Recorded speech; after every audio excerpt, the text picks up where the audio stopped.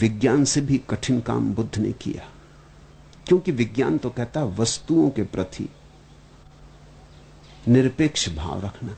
वस्तुओं के प्रति निरपेक्ष भाव रखना बहुत सरल है, लेकिन स्वयं के प्रति निरपेक्ष भाव रखना बहुत कठिन है। बुद्ध ने वही कहा। विज्ञान तो बहिर्मुखी है, बुद्ध का विज्ञान अंतर्मुखी है। धर्म का अर्थ होता है अंतर्मुखी विज्ञान। बुद्ध ने कहा जैसे दूसरे को देखते हो बिना किसी धारणा के, ऐसे ही अपने को भी देखना बिना किसी धारणा के। ये जरा कठिन बात है, करीब करीब असंभव जैसी, क्योंकि हम अपने को तो बिना धारणा के देख ही नहीं पाते। हम तो सब अपनी अपनी मूर्तियां बनाए बैठे। हम सब ने तो मान रखा है कि हम क्या हैं, कैसे हैं, कौन हैं, पता कुछ भी नहीं है, मान सब रखा है। इसलिए रोज दुख उठाते हैं, क्योंकि कोई हमें गाली दे देता है तो हमें कष्ट हो जाता है, क्योंकि हमने तो मान रखा था कि लोग हमारी पूजा करें और लोग गाली दे रहे हैं।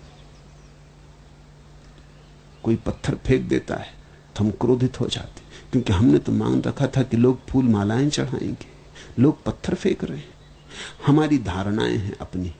हमने मन में अपनी एक स्वर्ण प्रतिमा बना रखी, कल्पनाओं की, सपनों की, इंद्रधनुषी। बुद्ध कहते हैं ये प्रतिमाएं भी छोड़ो, नहीं तो तुम आत्म साक्षात्कार न कर सकोगे। तुम कौन हो ये धारणा छोड़ो। हिंदू कि मुसलमान कि ईसाई कि जैन, तुम कौन हो ब्राह्मण कि शूद्र कि क्षत्रिय, तुम कौन हो साधु कि असाधु, ये सब धारणाएं छोड़ो। तुम निर्धारणा होकर भीतर उतरो। अभी तुम्हें कुछ भी पता नहीं कि तुम कौन हो, और ये सब धारणाएं बहुत छोटी हैं। असाधु की धारणा तो व्यर्थ है ही, साधु की धारणा भी व्यर्थ है, क्योंकि जिसे तुम भीतर विराजमान पाओगे वो स्वयं परमात्मा है। ये तुम कहां की छोटी छोटी धारणाएं लेके चले हो। इन छोटी छोटी धारणाओं के कारण वो विराट नहीं दिख पाता। आंखें इतनी छोटी, विराट समाये कहां। तुमने सीमा इतनी छोटी बना ली है, बड़ा उतरे कैसे। तो तुम अपने भीतर भी टटोलते हो तो बस धारणाओं में ही उलझे रहते हो। बुद्ध ने कहा भीतर भी ऐसे जाओ जैसे तुम्हें कुछ भी पता नहीं। शांत मौन, अपने अज्ञान को धारण किए भीतर जाओ,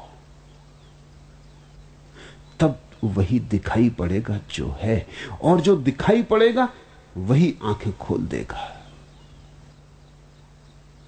ध्यानी आंख बंद करके ध्यान करने बैठता है, लेकिन जब ध्यान हो जाता तो आंख ऐसी खुलती है कि फिर कभी बंद ही नहीं होती, फिर सदा के लिए खुली रह जाती। जिनको तुमने अपना विचार मान रखा है, कभी ख्याल किया वो क्या है?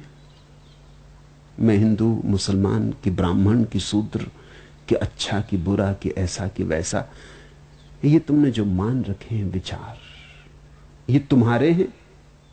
ये सब उधार है। मन तो एक चौराहा है जिस पे विचार के यात्री गुजरते रहते। तुम्हारा इसमें कुछ भी नहीं। मैं एक घर में मेहमान था, दो बच्चे सीढ़ियों पर बैठ के बड़ा झगड़ा कर रहे थे, तो मैंने पूछा मामला क्या है। जब मारा पीठ पर नौबत आ गई तो मैं उठा और बाहर गया। मैंने कहा रुको, बात क्या है?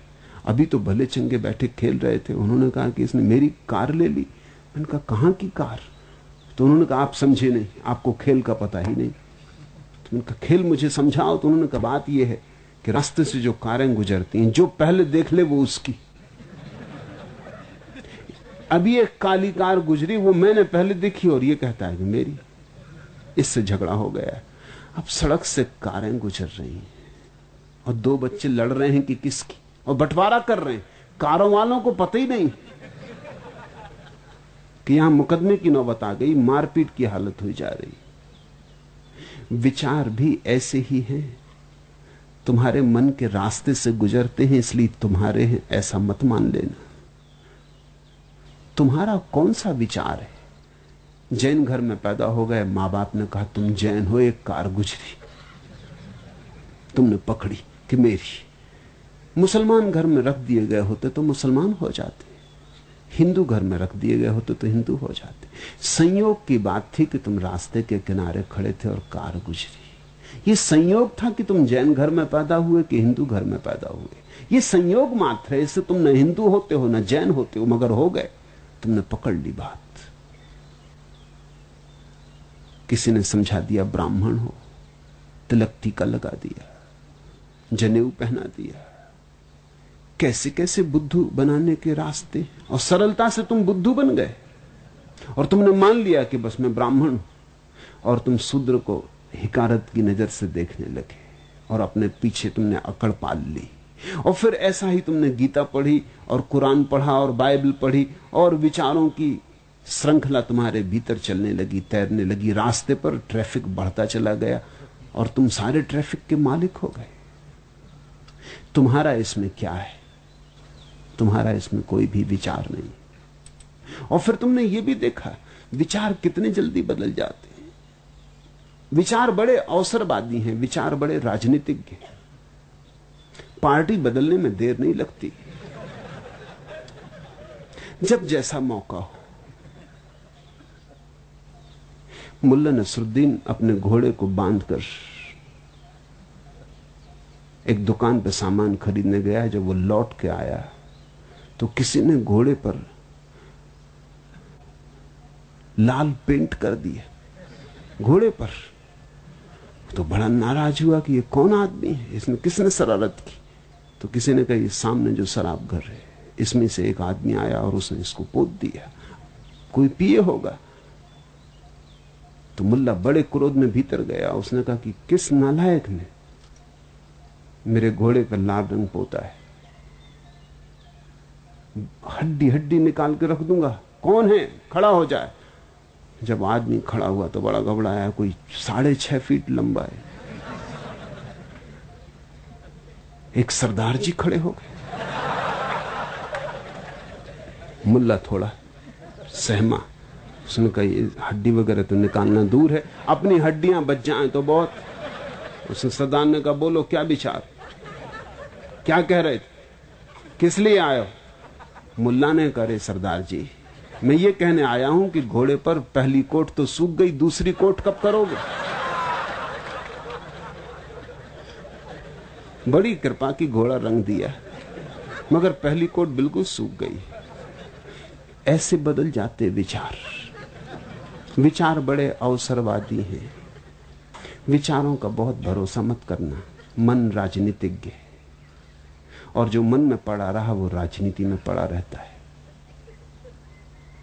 इसलिए मैं कहता हूं धार्मिक आदमी राजनीतिज्ञ नहीं हो सकता, क्योंकि धार्मिक होने का अर्थ है मन के पार गया, मन के पीछे जो चैतन्य है उसमें विराजमान हुआ। विचारों की इस भीड़ से हटो, लेकिन जब तक तुम पकड़े रहोगे कैसे हटोगे? विचारों की भीड़ ने ही तुम्हें बेईमान बनाया, पाखंडी बनाया, अवसरवादी बनाया है। मन रोग है, इससे अपने हाथ धो लो, बेमन हो जाओ। समाधि का इतना ही अर्थ है, ध्यान का इतना ही अर्थ है कि किसी तरह मन से तुम्हारा तादात्म्य छूट जाए। और तुम रोज देखते हो कि ये मन तुम्हें कैसे कैसे धोखे दिए जाता है, और इस मन के द्वारा तुम दूसरों को धोखे दे रहे हो, और ये मन तुमको धोखा दे रहा है। तुम अपने मन को जांचो, तुम बड़ी राजनीति मन में पाओगे। तुम चकित होगे देखकर कि तुम्हारा मन कितना अवसरवादी है।